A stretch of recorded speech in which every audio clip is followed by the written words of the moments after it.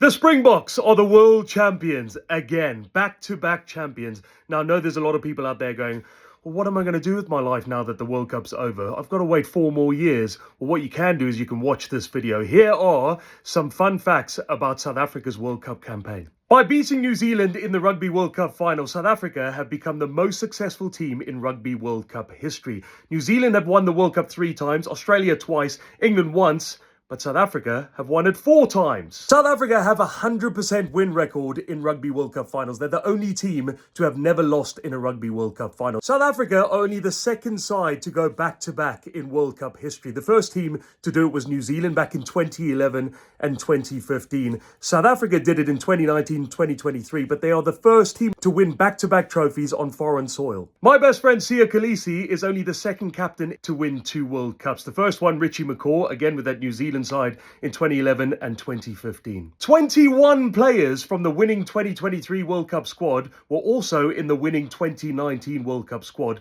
and 14 of those players played in both finals. In 2019, South Africa became the only team to lose a pool game and go on to win the World Cup. Well, they've done it again, losing to Ireland in the pool stages and still going on to win the World Cup, which means Rassie and Jacques always have a plan. South Africa conceded their first ever try in Rugby World Cup finals history. When Beauden Barrett scored against them in the 2023 World Cup final, that was the first ever try they'd let in. Considering they played in 4 finals, that is ridiculous. The hero, that is Handré Pollard, did not miss a single kick at the Rugby World Cup. Yes, Pollard was 100% off the kicking tee, scoring 33 points, but he wasn't in the original squad. He came in as a late replacement for hooker Malcolm Marx and only played in 4 games.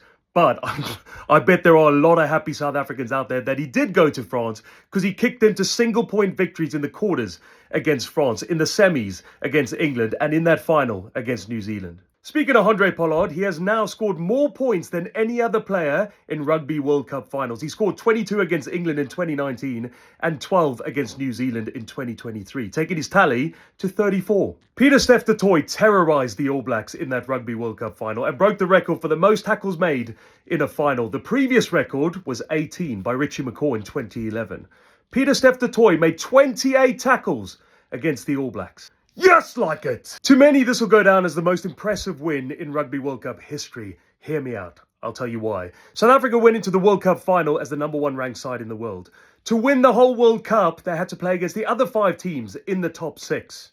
Ireland, Scotland, France, England, New Zealand. That's never happened before, and that will probably never happen again. I just want to give a special mention to Deon Fourie, who made his debut last year at the tender age of 36. Most people are retired or retiring at that age. He's the oldest Springbok debutant in history. A year later, he's playing at the World Cup, and he's on the bench for the final. Bongi gets injured after 4 minutes. He comes on, plays 76 minutes in the Rugby World Cup final, and gets to lift that trophy. What a moment, and what a bloke. There we go. There are some fun facts about South Africa's Rugby World Cup winning campaign. Back to back.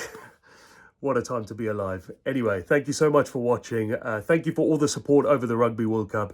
It's been incredible. If you would like to continue supporting the page, then I'd very much appreciate it. Make sure you like and subscribe for more fun and unique rugby content. Delicious.